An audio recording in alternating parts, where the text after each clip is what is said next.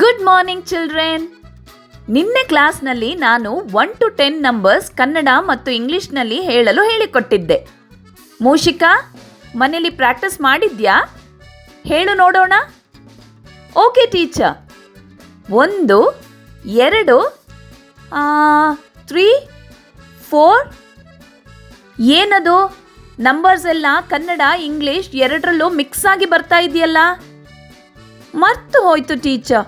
ಇನ್ನೊಂದು ಸತಿ ಹೇಳಿಕೊಡ್ತೀರಾ ಪ್ಲೀಸ್? ನಿಂಗೆ ಹೇಳಿಕೊಟ್ಟಿದ್ದೆಲ್ಲ ಅದು ಹೇಗೆ ಅಷ್ಟು ಬೇಗ ಮರೆಯುತ್ತೋ ಗೊತ್ತಿಲ್ಲ.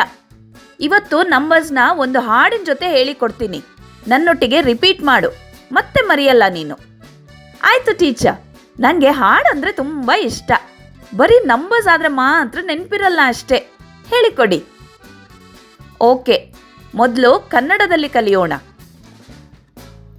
1 2 ಬಾಳೆಲೆ ಹರಡು, 3 4 ಅನ್ನ ಹಾಕು, 5 6 ಬೇಳೆ ಸಾರು, 7 8 ಪಲ್ಯಕ್ಕೆ ದಂಟು, 9 10 ಎಲೆ ಮುದಿರೆತ್ತು, 1 ರಿಂದ 10 ಹೀಗಿತ್ತು, ಊಟದ ಆಟವು ಮುಗಿದಿತ್ತು.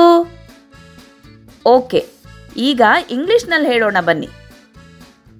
1 2 buckle my shoe, 3 4 shut the door, 5 6 pick up the sticks, 7 and 8 lay them straight, 9 10 a big fat hen.